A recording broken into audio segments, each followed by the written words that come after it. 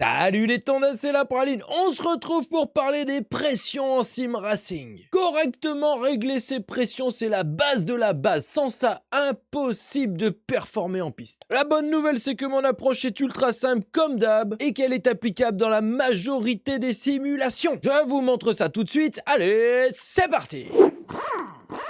La pression, c'est le nerf de la guerre. C'est même plus important que la température dans les pneus. Dans le sport auto moderne, les pneus sont conçus pour fonctionner dans une plage de pression donnée. Quand un pneu n'est pas dans la bonne plage de pression, il ne va pas fournir le grip optimal. Trop de pression ou pas assez de pression et le pneu n'accroche tout simplement pas autant qu'il pourrait le faire. Par contre, il va s'user comme d'habitude. C'est là où c'est l'arnaque. Après, il y a une relation directe entre la pression et la température. Il y a une loi de la physique qui dit quand on augmente la pression dans un volume, la température augmente. Et vice-versa, et inversement. Oh putain. Aïe. Ah putain, mini AVC. Si vous augmentez la température, la pression augmente. Si vous baissez la température, la pression baisse. Et si vous baissez la pression, la température baisse. Inversement et vice-versa. Ok?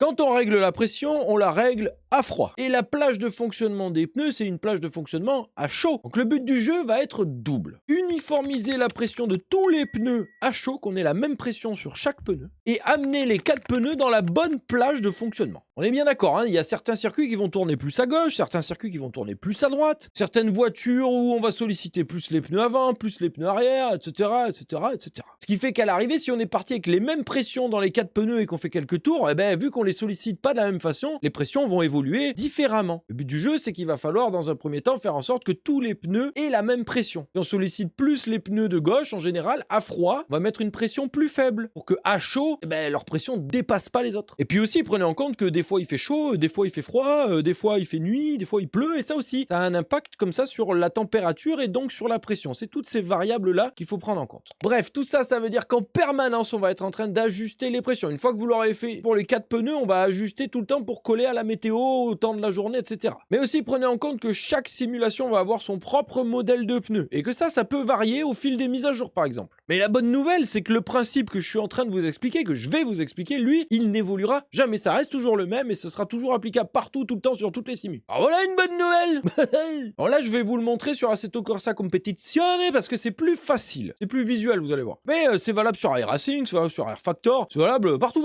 Alors, la mise en situation est la suivante. On a fait 5 ou 6 tours sur un circuit donné avec une voiture donnée, ça peu importe. 5 ou 6 tours, histoire de tout mettre en température et en pression au niveau des pneus. Ensuite, on rentre au stand et on regarde quelles sont les pressions à chaud. Dans ACC, il y a la mention PSI Hot.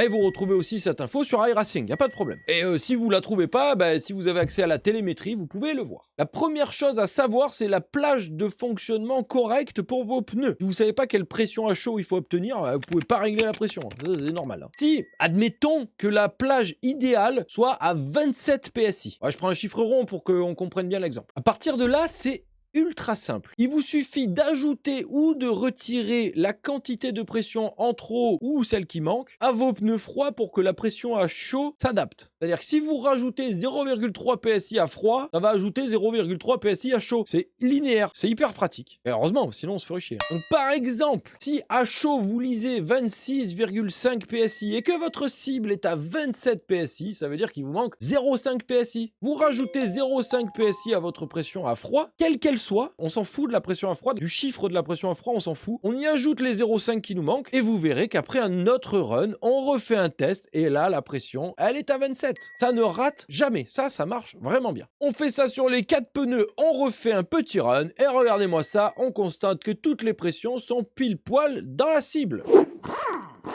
Et ben voilà les tondeuses, vous savez tout ce qu'il faut savoir sur la pression des pneus. Le réglage de la pression des pneus, c'est pas plus compliqué que ça. Chaque pneu va fonctionner de façon optimale dans une plage de pression. Vous ajustez les pressions à froid pour vous retrouver à chaud dans la bonne plage de pression et vous serez avec des pneus optimaux. Basta, il n'y a pas plus à savoir. J'espère que ce petit guide vous a plu. Les copains, entraînez-vous bien, réglez bien vos pressions et on se retrouve bientôt sur la piste. Allez, salut!